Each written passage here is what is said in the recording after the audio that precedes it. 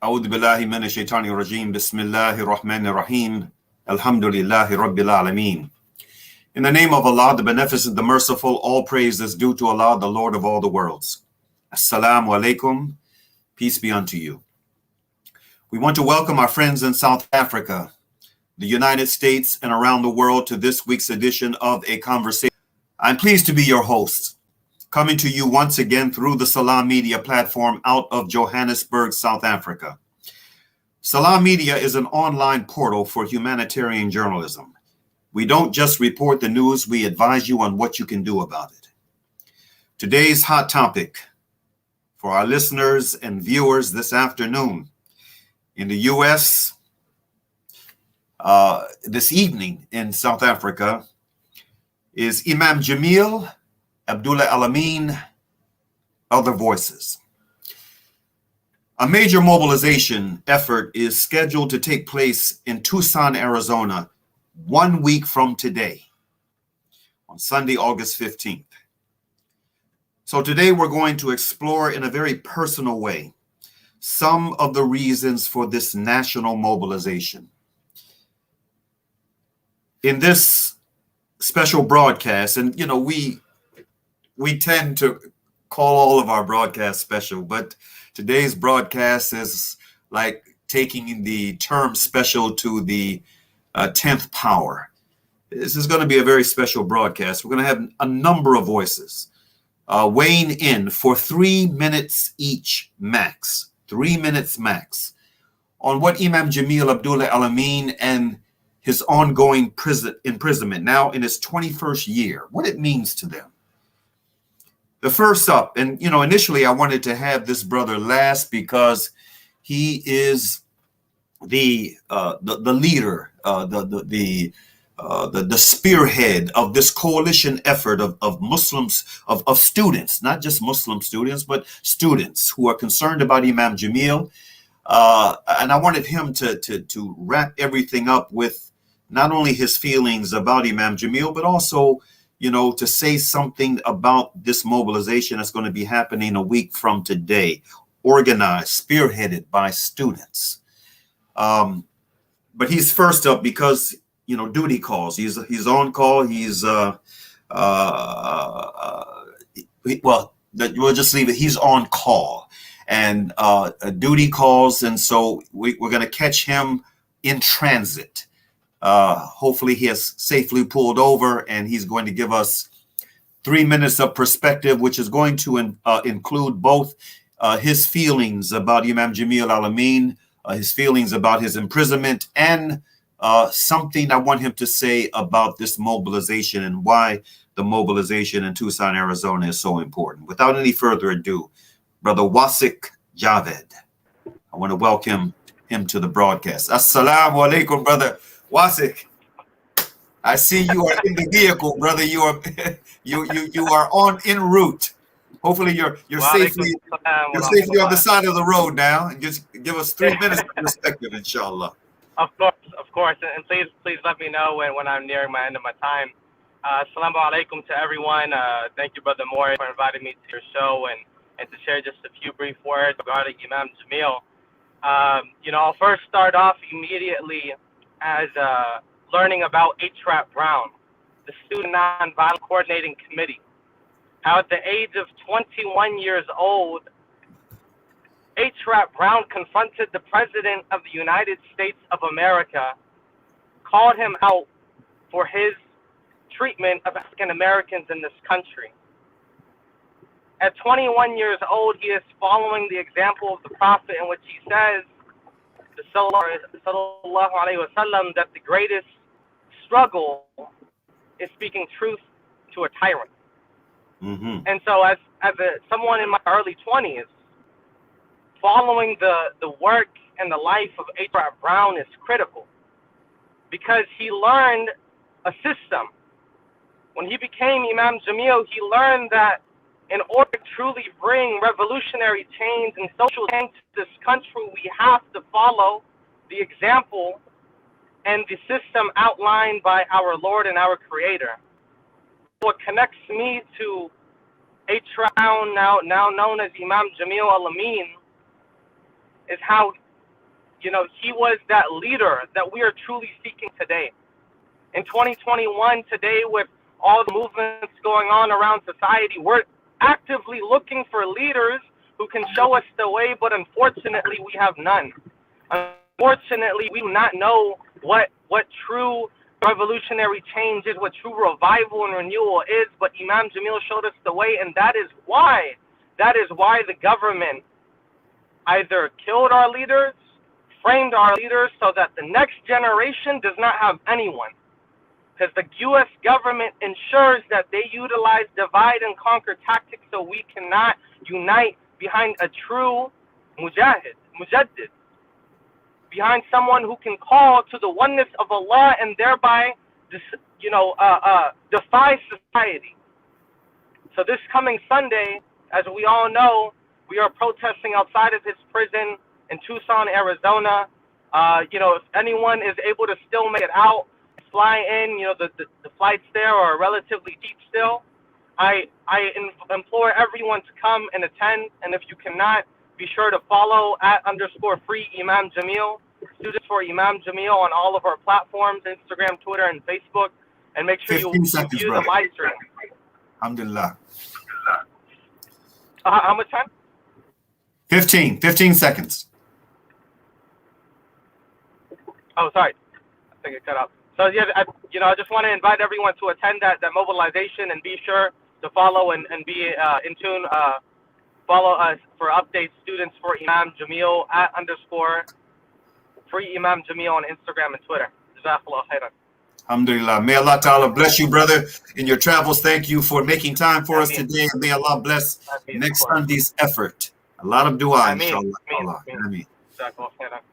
Next up, we have our dear sister in Islam, Sister Aisha El-Adawiya, a good sister out of New York City, the Big Apple, who's been in the trenches doing some difficult work on behalf of our branch of the Ummah, and helping to bring a much needed attention to a whole variety of issues over the years.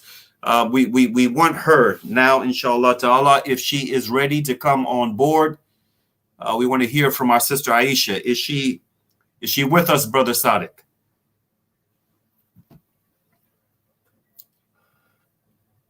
If our sister Aisha is not with us, if she's not prepared to come on board, then let's go with Brother Oh, there she is. Alhamdulillah. There she is. There she is. There's my sister Aisha. Assalamu alaikum. Walaikum salam rahmatullahi barakatuh. Well, I'm going to speed right through my 3 minutes. First of all, I want to thank you, Brother Mauri, and Salam Media for giving us a platform to continue to raise this issue about our Imam Jamil Amin. What I want to say first and foremost is that I'm really so pleased to see the Muslim community mobilize itself to the extent that it's able to create a national platform. I would say really an international platform. And I must say it's a long time coming, but the time is now. Yes. I met Imam Jamil some years ago during the Bosnian crisis. And he was front and center, in that movement to bring some justice for that community as they were undergoing genocide in Bosnia and Herzegovina. And some years later, I met him at the Schomburg Center for Research in Black Culture, where I'm on staff. And I took the opportunity to approach him after he had done a presentation there to come to the Islamic Center at 96th Street and 3rd Avenue and talk about Malcolm X. And I had also invited Imam Zaid Shaker. So the both of them came to the Islamic Center and talked about Malcolm from their own perspectives. So I'm still trying to locate that tape because I did videotape it. But after that, when our sister, Dr. Betty Shabazz, passed, he came to the janazah at, again, the 96th Street Mosque. And I asked him to please come and talk to the daughters, the family, because it was indeed a traumatic time. And I'm saying all of this to say what a humble human being this man is. I like to refer to him as a gentle giant. Yeah. So, I also want to say that some years ago, when I was a board member on the Council of Islamic Relations, New York, I had created a lecture series called the Human Rights and Social Justice lecture series. And at that program, the first program was to try and raise funds for a legal stand for Imam Jamil, because it was clear that he was wrongly convicted. But the next time we did a program, I invited his brother, Ed Brown, and Ed came also and talked about, giving us an update about what was happening with Imam Jamil. So I'm saying all of this to say that women like myself have been in this movement for a very long time. And I'm so happy to see this going forward. And I also want to point out that Sister,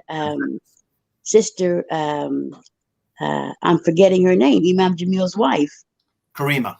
Sister Karima, yes, God bless her.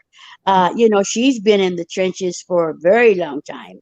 And I want us to find a way to elevate her and support her and her son, Kyrie, in, again, bringing this issue front and center for us. So there's so much to be said about this man. He's been a leader on the international scene forever. And I will say shame on those organizations that have not come forward to support him in this struggle. But hopefully it's not too late. So again, thank you again for the platform. And I can't travel to Arizona, but I'll be online following you every step of the way. So free Imam Jamil, and all of the political prisoners. Amin. Thank you, my sister. Thank you. We're going to have you back to talk about that Bosnian issue, inshallah ta'ala, that you were one of the spearheads, the women in Islam was. So, thank you very much for joining us, inshallah, and we'll get back to you later, Sister Aisha. Next up is a very dear brother to Imam Jamil Al-Amin and a very dear brother to Brother Saalakhan. Abdulrahman Al-Mauri is a leader in the community. I mean, he's been in a dormant state over the past few years because of an unfortunate circumstance. But for a number of years, Abdulrahman Al-Mauri was one of the premier leaders within the political realm in the Washington, D.C. area. He was the founding executive director, founder of the American Muslim Council, and which was a powerhouse back in the 90s. And in the same way that he has said to me that Imam Jamil was very a significant factor in helping the AMC to get off and running. Abdulrahman Al-Mauri has also been a very strong supporter of his brother Saalakhan when my human rights work was really beginning to take off in the early to mid 90s. Without any further ado, let us bring Abdulrahman Al-Mauri on and let us hear from our brother on Imam Jamil Abdullah Al-Amin. Assalamu alaikum, Brother Abdulrahman. Wa alaikum assalam wa rahmatullahi wa barakatuh. Thank you very much, Sheikh Mauri Saalakhan, for bringing me into this very important issue. Since I came back from the caves, I've been trying to talk to a lot of people about the Imam. I attended his fair hearings when they started this circus with him and went to Atlanta and so on. But I don't want to talk about my relationship. I want to talk about what we should do for the Imam. Yes. For the international audience, I hope that all of them will urge their governments, their media, their intellectuals, and so on, to take on the U.S. government. The U.S. government and the West always lectures us about human rights in our countries, whether it is Iran, Pakistan, the Arab countries, and so on. But we never hear about what they do, whether it is to the Imam or to those who are still in Guantanamo, and they promised us that hopefully they'll close it soon. We'll believe it when we see it, or the Muslims who have been taken in because of what they wore. My brothers and sisters around the world, you have to bring this issue to your governments, to your media, and to the American embassy. Mauri Saalakhan and the others will give you all the materials that you need, but make an issue this with these governments and talk to them. They have to listen to you and hear from you. They always come and lecture us in our countries. It's about time that the Muslim community and the freedom-loving people around the world to call in on the United States. As for us here in the States, as I told Brother Mauri and try to tell others, this is a very opportune time for us to bring this issue to fruition, if you will. And I told Brother Saalakhan that we have two new senators from Georgia. One of them a preacher and a black man who hopefully will rise, and another young man who is 30 years old and will go for another 50 years in Congress, as always they do. They go in and they don't come out until they pass away. So, but these two will be able to help us into not only taking task with Congress, but through them to the government. Every day I feel that we are doing injustice to the Imam. The Imam should not have stayed in that place for not even one day. It doesn't deserve that, and the Muslim community doesn't deserve that, and the world doesn't deserve that. Anything I can do, I'll do it happily, inshallah. Jazakumullah khair. Thank you very much, brother. Abdurrahman Al-Moudi. Alhamdulillah, next we're going to have one of our warriors from the West Coast. He's been on the platform with me on a number of occasions, dealing with different issues. We got him back today for this one, our brother Amir, Abdul Malik Ali from Oakland, California. Assalamu alaikum, my brother. Wa alaikum salam, brother. Always good being with you and the brothers at Salam. Bismillah ar-Rahman ar-Rahim. We remember, and I know you remember this, Brother Saalakhan, the quote, "We must prevent the rise of a Messiah. Malcolm X might have been such a Messiah. He is the martyr of the movement today." This is what the FBI said in 1967. Messiah was, there was quotation marks around the word Messiah, which is a spiritual term, as we know. Mm-hmm. But as far as they were concerned, the Messiah would have been a black male Muslim. And those ingredients to this day scare the system to the core, because what that represents is this marriage, if you will, between Islam and the Black liberation struggle. Malcolm represented the marriage between Islam and the Black liberation struggle. Islam has always been a part of the Black liberation struggle. What Imam Jamil represents is the next in line, literally the next in line, in terms of we had Malcolm, and Malcolm was teaching us how to use Islam as a weapon for our liberation, but he only got so far. If you look at Imam Jamil, he gets even more specific, particularly in his book, Revolution by the Book. He's teaching how Islam will assist us in our liberation as a people.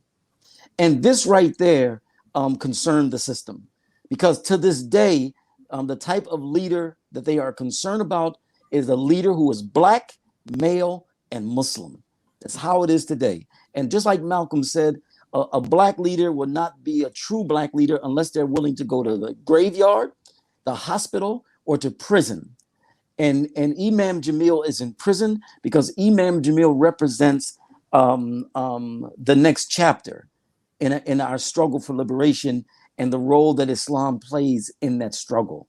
It is Imam Jamil. He's a historical figure, and we can't ever forget that. And the reason why he's in prison is because of the significant role that he played, not only in the past, but the significant role that he plays today. Let me end with this. There was confusion in the past in that there was one group of people who were saying they were Muslim, but they were saying the black man is God, the white man is the devil, but they were taking a very militant tone. And that was attractive to the people. And then there was a group of Muslims who were following the Quran and Sunnah, but they were taking a very pro-U.S. foreign policy. And that was very confusing. Imam Jamil represented the third wave, Quran and Sunnah, and he's bringing it, and he's bringing the truth and using it as a method, as a weapon for our liberation. That's why Imam Jamil is in prison. That's why Imam Jamil is so significant. And I'll stop there. Thank you, my brother. Alhamdulillah. May Allah Ta'ala bless you. Next, we're going to have a very dear friend out of Atlanta, Georgia. She is an informational person that she's connected with the Pacifica Radio broadcast network in Georgia, WRFG FM. That's how I met her years ago. I've been on her show on a number of occasions, and she's just real good people, not just down to earth, but she has a very strong international activist spirit.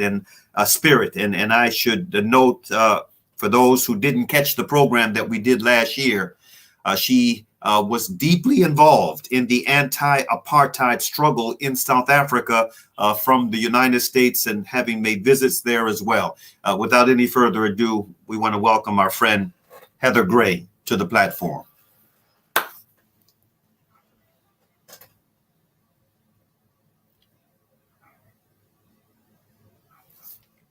Where is Heather?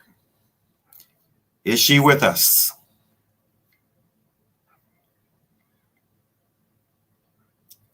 Okay, if Heather is not ready, let's go with brother Bilal Sunni Ali, a member of the Imam Jamil Action Network, a member of the Jamaat of Imam Jamil Al-Amin, and a very good and committed brother and friend who I've also known for a good number of years. Brother Bilal Sunni Ali, is he in the chamber and ready to go? Okay, I tell you what, we'll go with Brother Mansour. Brother Mansour, I don't know how we got mixed up here in this rotation, but you were supposed to be next, I guess. Wait, what's going on here? All right, come on, Brother Sadiq. All right, Brother Bilal Sunni Ali. Assalamu alaikum. Alaikum salam, Aki. Good to see you. Oh, wonderful to see you. Wonderful to see you. Still on the front lines. I'm trying to be, brother. May Allah Ta'ala sustain his humble servant on the front line. Alhamdulillah. I seek refuge in Allah against misleading and being misled. I seek refuge in Allah against betrayal and being betrayed. Ignorance, and I ask Allah to guide my heart and my tongue as to everything I have to say, and that I pray that it'll be of some benefit to those who are listening. One of the first things I want to do is express a thank you, shukran. Imam Jamil says shukran to everyone for every little bit you do, those who do a lot and those who do a little bit. And when I asked them what should I specifically ask people to do, and he said, do whatever is comfortable. Ask people to do in support of me whatever is comfortable for them, but just go, when you find that, just go ahead and do that. And so inshallah, I wanted to express that from our Imam Jamil Al-Amin. Alhamdulillah. Is that it, brother Bilal? Oh, no, that's not it. I would go ahead. Yeah, one more minute, inshallah. Yeah. In addition to saying thank you for all that's been done, I want to remind people to check into the website www.imamjamilactionnetwork.com. Yes. .org. www.imamjamilactionnetwork.org. We will be having a vigil next Friday, August the 13th, Friday the 13th, at 4 to 6 p.m. at the courthouse, Fulton County Courthouse in Georgia. We try to be there at least once a month. That's the Imam Jamil Action Network, and people have been coming out more and more, and we ask people to continue to come out and support us when you see that. And this next Sunday, there'll be a demonstration and press conference in front of the prison where Imam Jamil is being held. That's the federal prison, Tucson, Arizona. And that's what you can connect with us, you can support us, and please do. And Imam Jamil already sends his thank you to all. Thank you, my brother Bilal. May Allah Ta'ala bless you, Aki, and sustain you. And hopefully we'll see each other soon and be able to break bread together and raise the little feather together, inshallah Ta'ala, on behalf of justice. Okay. Allah bless you. Next, we're going to have our sister, my sister beyond the realm of Islam, Heather Gray, WRFG-FM, the Pacifica Radio Network in Atlanta, Georgia. She's a veteran journalist. We're going to hear from her now. What say you, Heather Gray? Well, thank you so much, Mauri. I am honored to be here and talking about Jamil El-Amin. So, in fact, I had written something. So, bear with me. I'd like to read some of this. Please. So, I'd like to say that we in the world are blessed to have Imam Jamil in our midst. He was formerly known as H. Rap Brown from the state of Louisiana in the southeastern part of the United States. And the young Jamil El-Amin was guided by his older brother, the late Ed Brown. These two brothers have had a profound impact on the demands for justice and an end to the dire consequences of racism and white supremacy generally in the United States and elsewhere in the world. Jamil El-Amin has not given up on his demands for justice, even while now in prison for a crime he did not commit. Jamil El-Amin remains an inspiration for everyone working for justice. The young H. Rap Brown, along with his Student Nonviolent Coordinating Committee colleagues, and this is in the 1960s, Mauri, of course, sought changes first through their organizing work in Alabama, by assisting the Black community in becoming an integral part of the society, as in voting, after the passage of the 1965 Voting Rights Act. And, you know, voting is quite the issue in the United States right now as well. The passage of the Voting Rights Act was one thing, but the implementation of it was quite another, as people invariably needed protection when they voted. H. Rap Brown ultimately took the name of Jamil El-Amin, and as a Muslim leader was an influential imam in Atlanta, Georgia's West End, where he consistently attempted, among other missions, to end the drug invasion in the West End community in Atlanta. Then in 2000, an Atlanta policeman was killed, and El-Amin was accused of this crime. Yet all the indications are he was absolutely not the killer. In fact, another individual named Otis Jackson confessed to being the shooter on the evening of March 16, 2000, and yet this was never introduced to trial by prosecution or the defense. Otis Jackson continues to maintain that he was the assailant. El-Amin, as Bilal Sunni Ali was just mentioning, is in the United States prison in Tucson, Arizona, where he is housed in the general population. He continues to declare his innocence, and supporters are advocating for an end of his imprisonment and his exoneration overall for the crime he did not commit. I have one final statement from Michael Thelwell, Mauri. Okay. Before he was Imam Jamil El-Amin, he was H. Rap Brown, virtuoso of the oral tradition, master of the rhyme and rhythm of Black folk talk. This characteristic brother was the clear, militant, unapologetic voice of a generation's struggle and resistance. History arguably regards him as similarly revered, respected, and renowned as is Dr. Martin Luther King Jr. to another generation of activists. So thank you, Mauri. Thank you, Heather. Thank you for joining us. Thank you for your statement. And as they say in South Africa, a luta continua. Absolutely, a luta continua. Yes, thank you. You're welcome. All right, now up next will be Sultan, if she is ready. Is Sultan ready to go? Yes. Okay. Yes, Assalamu alaikum. Wa alaikum salam, my sister. Um, Please share, give us your perspective on 3 minutes of perspective on Imam Jamil Abdullah Al-Amin. I know you have been one of the passionate supporters of his. yes, I am. I most definitely am a passionate supporter of Imam Jamil Al-Amin.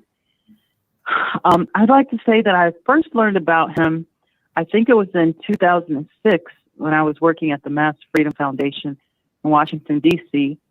And when I, learned about him in the office, I was kind of startled. I was surprised. And I asked myself, why have I never heard of this man before? And it just really, it had always puzzled me why, when Black History Month comes around every year and Martin Luther King Jr. Day comes around, we hear about Martin Luther King, who's one of our heroes who have transitioned. We hear a lot about Malcolm X, El-Hajj Mauri Saalakhan, may Allah have mercy on him. We hear about him, all the time. We hear about all of these contemporaries of Imam Jamil or H. Brown, and these people who were involved in the struggle, the same era that he was, but we never hear about him. We don't hear about him in a big way, the way that we hear about Martin Luther King, the way we hear about Malcolm X, the way we hear about Fred Hampton and Angela Davis and all these people. And I always ask myself, why? Why are we so, infatuated with excluding Angela Davis? Why are we so infatuated with these heroes who have passed on, dead heroes? And learning about his work and his passion for justice for the oppressed and civil rights and human rights just really inspired me, and it made me, more inclined to be a part of the struggle for his freedom. And when this thing with George Floyd happened, it really amazed me how George Floyd murder sparked an international protest, an international rally, and I understand, people's passion for, somebody who's murdered in plain daylight and everything. But I've always wondered, why can't we get this kind of support for a man who's been framed? He's been in prison for 2 whole decades, over 2 decades. There's so much evidence pointing towards someone else who confessed to the crime, the confession itself being, part of the evidence, but there's so many other things. And why is it that we, there isn't the support for this man that he needs? Anyway, I appreciate being asked to be a part of this panel, and I send my regards to Imam Jamil Al-Amin and to his family. I want to encourage everybody who's listening, who's hearing, to do whatever they can do, anything large or small. That we have so many websites. There's whathappenedtorap.com, where there's merchandise. You can, purchase some merchandise to help with the finances. There's a link tree. The Students for Imam Jamil has a link tree website, linktr.ee/free Imam Jamil. There again is the Imam Jamil Action Network.org. And we really need a movement. We need a mass movement to help to secure this man's freedom, or at the very least to bring about a bigger awareness of who he is and where he is and why he needs to be free. Thank you. Thank you so much, my sister, for joining us. And inshallah ta'ala, we're going to provide links to these different assets, Imam Jamil supportive assets that you just referenced, inshallah ta'ala, when we complete the video and send it out for rebroadcast and reviewing, inshallah. So thanks again for joining us. Next, we're going to have up with us a good brother of mine, a brother from another mother, Brother Mansour Ansari, also from Atlanta, Georgia. a strong spirit of resistance. I'm so happy to see you. In the deep South. How you doing, brother? How's the Wonderful. Alhamdulillah. Everything is great. family? We have a beautiful sunshiny day. Alhamdulillah. To most of our listeners and viewers who know us, they won't be surprised. But for the first timers, God bless you and thank you for coming to this program. We have 3 minutes, so what I'm going to say is going to sound very disjointed. But there's really a thread that goes through it. So I'll just go through these bullet points one by one, because in 3 minutes, we can still cover a lot of ground. Due to the murder of George Floyd, the term white supremacy has come into the public realm very easily and comfortably. And people from CNN to every newscast, they can talk about this without feeling ashamed or scared or, will I go to jail if I bring it up and all that stuff. So I think we should put Imam Jamil's situation under the heading of white supremacy. This is what happened in the courtroom 20 some years ago when I was there. How in the world can you have a trial where the pillars of his defense are not even allowed into the trial to be heard by the judge? The blood evidence, the surviving officer said that he did wound and shoot the perpetrator. And then 3 days later, when they found Imam Jamil, there was no wound on him. So how could it be? Answer that question. The surviving officer said the shooter was 5'9". Meanwhile, Imam Jamil is a power forward. He's like 6'5", 6'6". So, there are so many things. How can these things that prove his innocence not even be allowed? Well, that's under a heading of white supremacy. The whole legal system is built to support the structure of what we call white settler colonialism, whether it was in apartheid South Africa, whether it's in apartheid Israel, or it started in our country 300 or 400 years ago. So all these rules are written for the benefit of the occupier. And we knew that, and Amir Abdul Malik on the West Coast said that a black leader who's a Muslim and a dedicated servant of the people, this cannot be tolerated by such a system.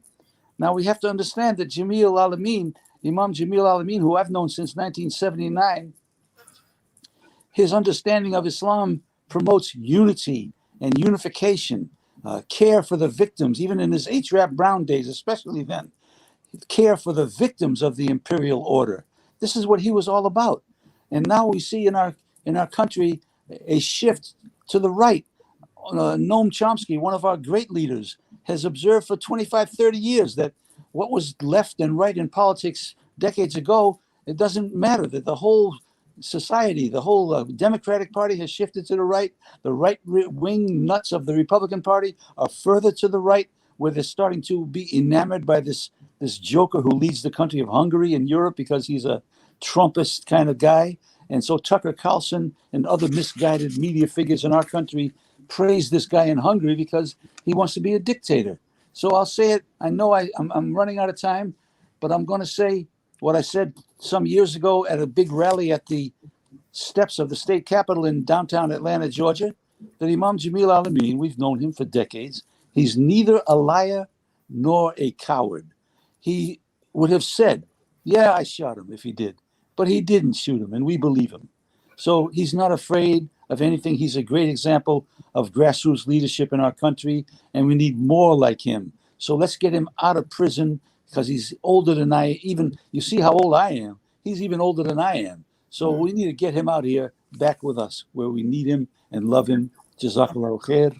Assalamu alaikum. Thank you. Wa alaikum salam, Brother Mansour. Alhamdulillah. Next, we're going to hear from Imam Khalid Griggs out of Winston-Salem, North Carolina. Welcome to the platform, my brother, once again. What say you? Salam alaikum. Unmute yourself, Aki. Yeah, there we go. Assalamu alaikum. Alaikum salam wa rahmatullahi wa barakatuh. Ashhadu an la ilaha illallah wahdahu la sharika lahu wa ashhadu anna Muhammadan abduhu wa rasuluh. Brothers and sisters, I'm really honored that Mauri would invite me to participate in this platform, but I also want to give my thanks to Salam Media for, as Sister Aisha has said, for providing an opportunity to internationalize the story of our dear brother, Imam Jamil Abdullah Amin. And as a Southerner, as a son of the South, it takes me 3 minutes to say my name, but I'll try to speed through a few points here. Imam Jamil Amin is a brother who, because of his struggle during the turbulent decades of the 60s and 70s in this country, as H. Rap Brown, provided an inspiration to a generation of young people who were living at that time, but who also had children. And unfortunately, many of the young people after his generation did not know, and even some today do not know who Imam Jamil Abdullah Amin is. They're not familiar with H. Rap Brown. And so for us, those of us who've been working on his behalf for the 2 decades that he has been arrested and falsely convicted, we have to understand that this brother provides a link to the, as Imam Abdul Malik has said, he provides a link from the past generation. And I'm so excited. I think one of the best things about this latest mobilization for Imam Jamil is that there are young people who are coming forth who may not have even known who the brother was until maybe just a few months ago. But they're at the forefront of bringing not just African Americans for his support network and to do things on his behalf, but they're bringing people of all faiths, of Muslims in particular, of different nationalities, different ethnicities. We have to understand during our mobilization that Imam Jamil is where he is first and foremost because he is a political prisoner. Political prisoners, as I have a poster in back of me to free all political prisoners, free Imam Jamil, that we have to understand that political prisoners come in all faiths, they come in all nationalities, but Imam Jamil is our and this nation's Muslim political prisoner. And so just as in the past, we have mobilized for other individuals who were not of the Islamic faith, now is the time for the Muslim community, as those on this call have been doing for the last 20 years. But now is the time for the Muslim community to try to do everything that we can to get him out of this situation. The reason Imam Jamil had attempts on his life as H. Rap Brown many times in his activist days before becoming Imam Jamil. Now there's an attempt to kill him through medical neglect. As all of us on the call know that Imam Jamil currently is blind and he's suffering from a form of cancer, that his blindness is a result of not the Bureau of Prisons not authorizing cataract surgery, almost a routine surgery that once and when he gets this surgery, his vision, inshallah, will be restored.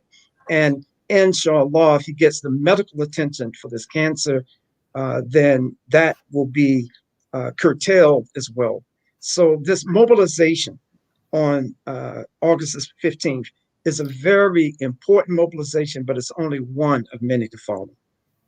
Thank you, my brother. Alhamdulillah. May Allah Ta'ala bless you and bless the effort with your continued voice and energy.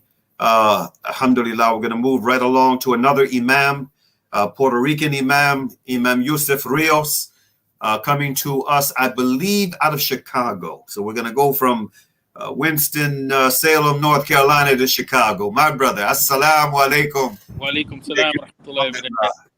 Yeah, what do you got to say in 3 minutes, my brother? You like Imam Khalid and a number of others can go on for 3 hours, but we got to compact it into 3 minutes. What do you have to say, Aki? Bismillah wa alhamdulillah wa salatu wa salam ala rasulillah. First of all, I wanted to thank Salam Media and yourself and as an individual, but also as part of Salam Media and everyone. I appreciate the opportunity to be here.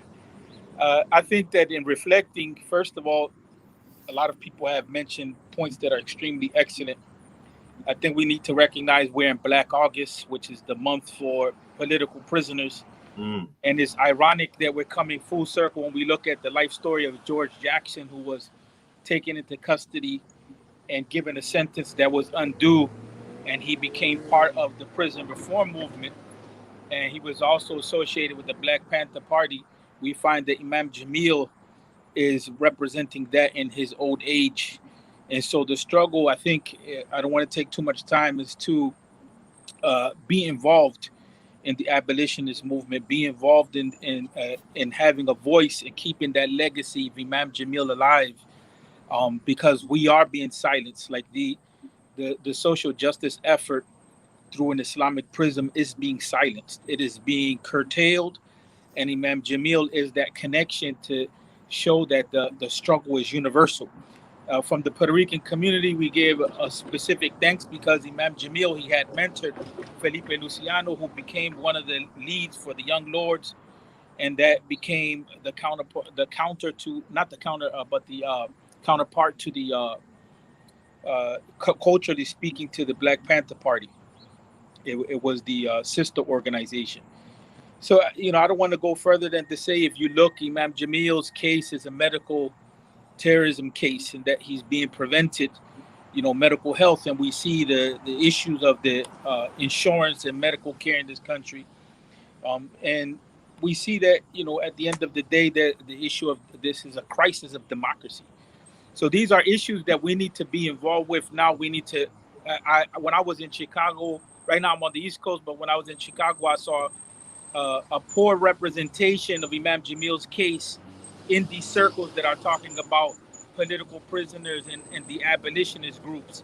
And I think that the National Alliance Against Racism and Political Repression is one organization that his case, along with Angela Davis and Frank Chapman and them, the case of Imam Jamil needs to be put on the front line, because this is not only an individual case, but it's going to affect generations to come, due to the fact of due process being violated, which is basically a threat to our rights as citizens.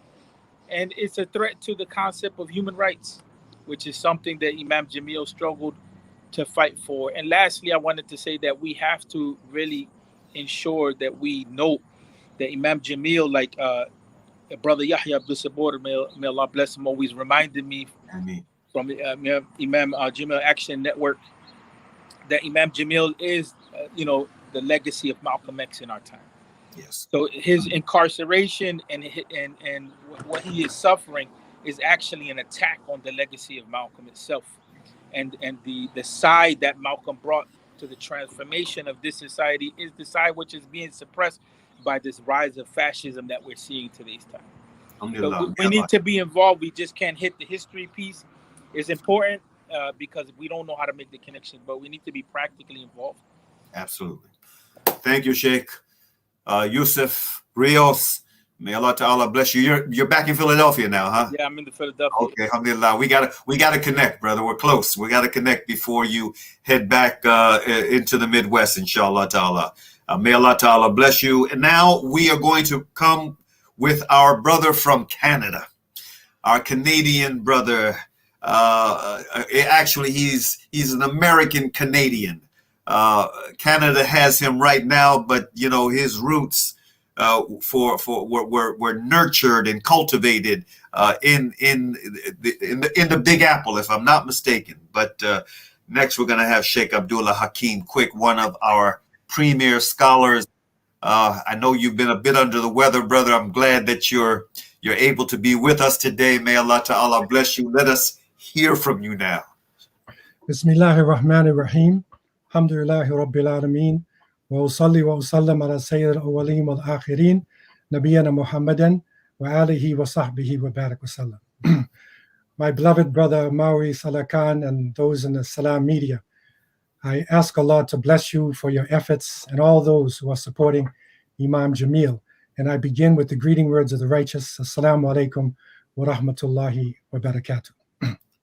Alhamdulillah, I want to speak from the perspective of somebody who's living in the North, living in Canada, But yet, for me, being a child of the 60s, raised in the Boston area, I was part of the Black consciousness movement, and Imam Jamil was the icon, one of our leaders, giving us direction. And during the turbulent 60s, I was forced out of the United States because of the terrible atmosphere for activists. Alhamdulillah, I landed in Canada. And when I became a Muslim, I was still intimately involved with Muslim communities in the northeast corner of the United States, especially the Dar al-Islam movement, Mosque of the Islamic Brotherhood, and sometimes the Islamic Party. And so with that connection, I came in contact with Imam Jamil through the Dar al-Islam movement and his coming into Islam, and then through the Islamic Teaching Training Center of ISNA in Plainfield, organized by Dr. Ihsan Bugby. And so we became very close there. And I began a tighter relationship with Imam Jamil. I traveled to Atlanta. I taught inside of his masjid, the Riyadh programs. Imam Jamil's community, the national movement, was providing a Riyadh, a type of Olympics. We're coming out of the Olympics. This was an Olympics for Muslims. And in 2 years, I brought a basketball team from Toronto to Atlanta and then to Cleveland, right? This is before the Toronto Raptors. We weren't as successful as the Raptors, but I played directly against Imam Jamil, and we became very close. And so, we started to work on leadership. And I want to just briefly talk about these two areas of teaching and leadership. We put our minds together, and I believe this is part of the reason why he has been suppressed. He is on the cutting edge of what Muslims need today. And I say this to the younger generation of activists, because this is part of the legacy. We came to the conclusion that what we needed is something called Muslim leadership for education and Islamic development. What is it that could bring the Muslims together, especially from the Afro-American indigenous community? What could bring us together? Salafi, Sufi, Dar al-Islam, MIB, followers of Imam Warathuddin, Nation of Islam, whatever it is. The idea was we can come together through education and we can develop together. So the idea that we came to was Imam Jamil's idea, is to get 100 imams and leaders and get an area, and we live together for, say, 3 days or a week. We turn off our cell phones, no agendas, heart to heart, and we break down our differences, and we try to come out with a movement that could include the best of all of the different movements that are happening now in the Americas. This is cutting edge thinking, and this is what he represents. And I wanted to give this part of his vision, to our program, along with encouraging all of our brothers and sisters to do whatever we can to help in support of Imam Jamil, to free him, to get the medication that he needs. And I wanted to say, for those who may know me in the international community, that I can be a witness that he is a sincere, courageous leader. His heart has always been open for Islam, and we consider an attack on him an attack on the whole Muslim Ummah. So I wanted to give this as part of our Ummah consciousness and ask Allah subhanahu wa ta'ala to take the chains off our beloved Imam and to bless his family, his supporters, and all those who are making dua for him. Wassalamu alaikum wa rahmatullahi. Alaikum salam wa rahmatullahi wa barakatuh. Thank you, Sheikh Abdullah Hakim Quick. Next, we're going to hear from our brother, a retired attorney, but an attorney of his caliber is never fully retired. I mean, this is a fighter from the trenches, Brother Muhammad Bashir. Raw law.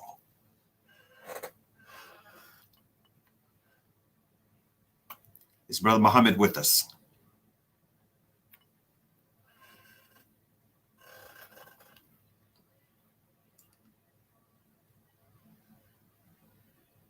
Brother Sadiq, is Brother Muhammad Bashir with us? Is he in the rotation? Not yet. Okay, let me hear from our brother Jihad Abdul Mumit. Is he ready to go? If he is, let us hear from Jihad Abdul Mumit.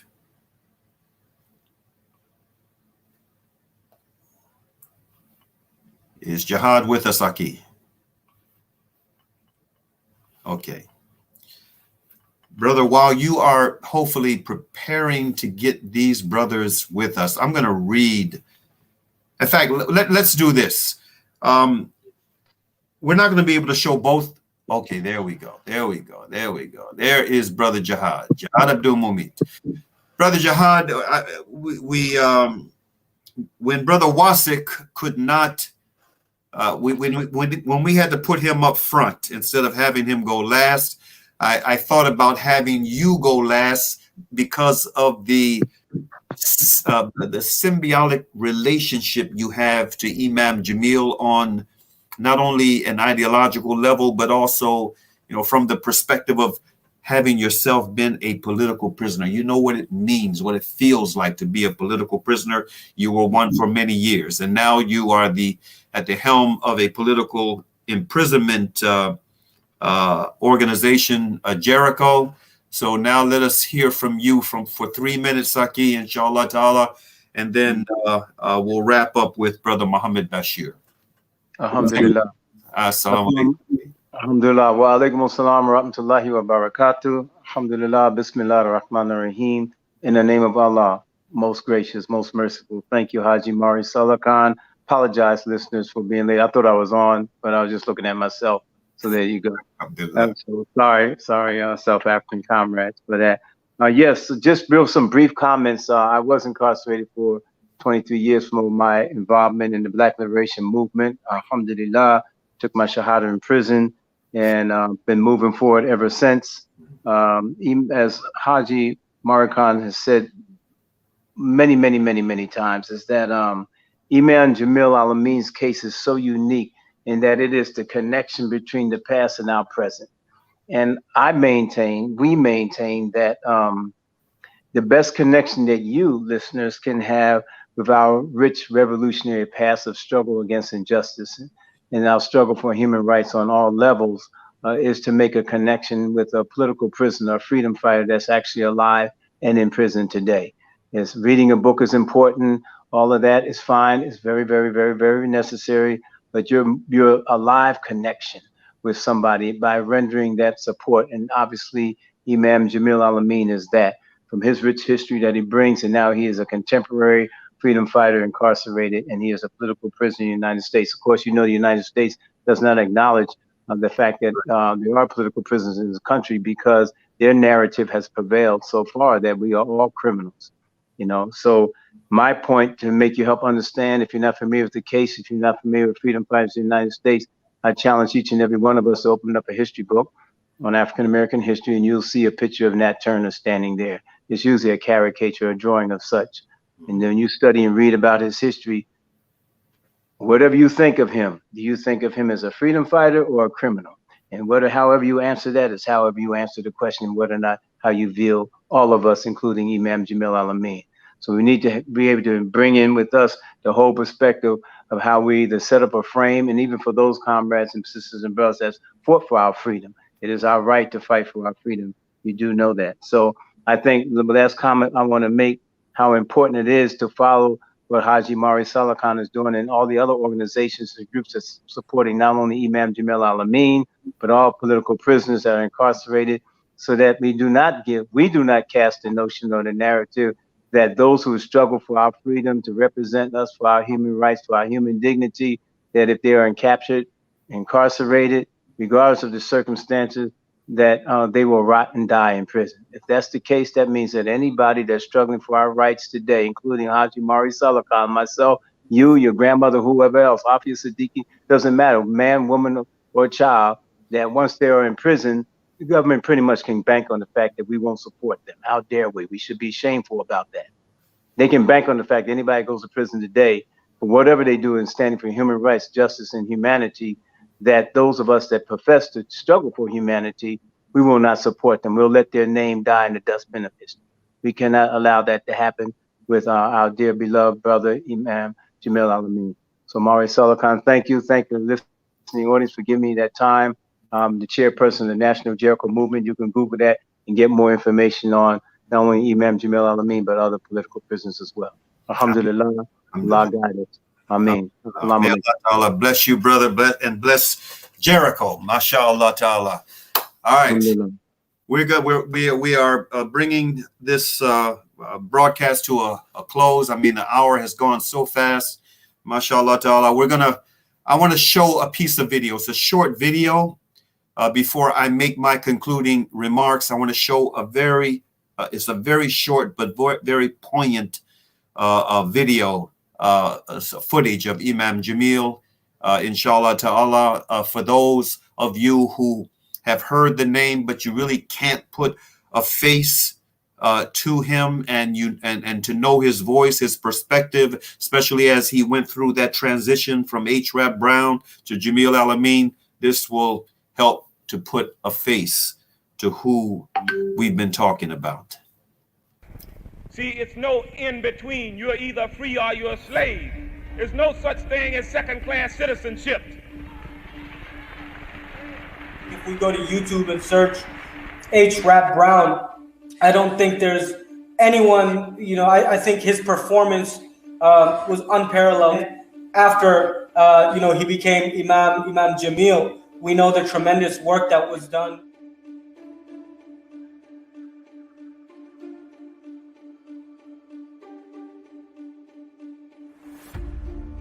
We seek refuge in Allah from a knowledge that is not useful, from a heart in which there is no remembrance, from a prayer that is unanswerable, from a tongue that is not truthful, and from a soul that is ungrateful. I don't think we either know or we give the proper appreciation for the work that Imam Jamil, even before embracing Islam in 1971.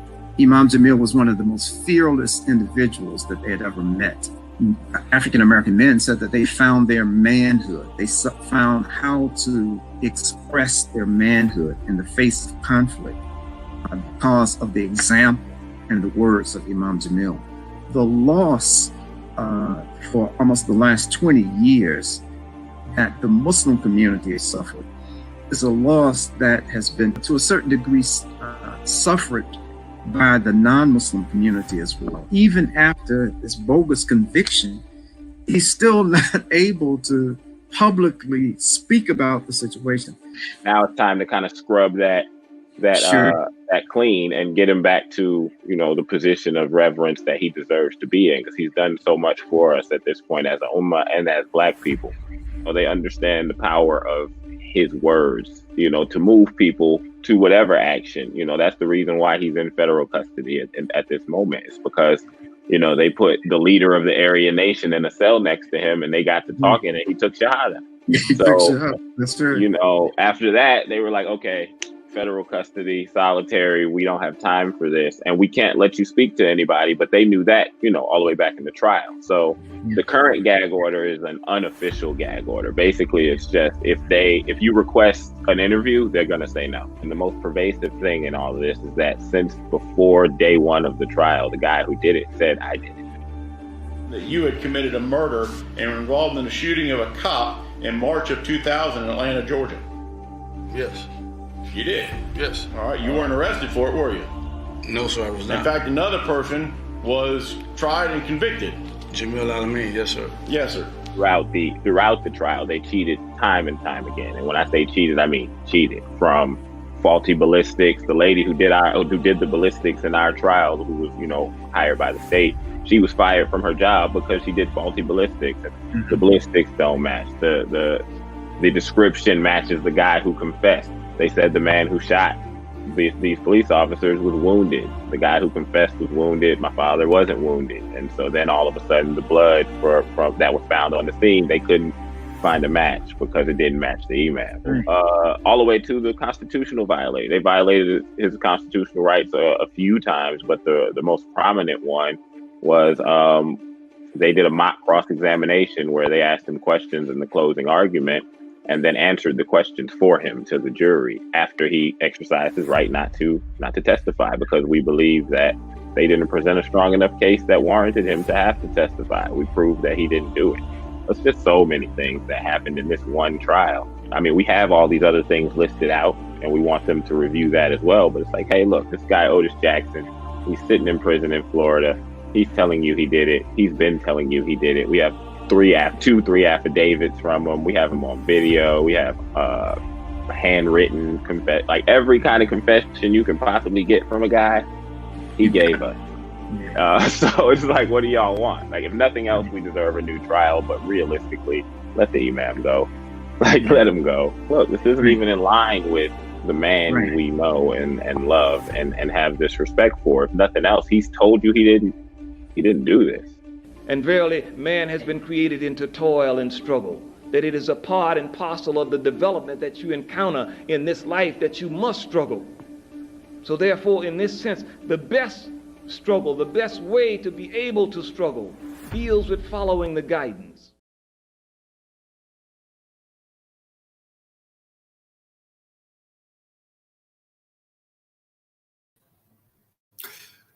Okay, my brothers and sisters, I want to thank our brothers and our sisters at Salam Media, especially the team that works on this program that we're able to broadcast each Sunday.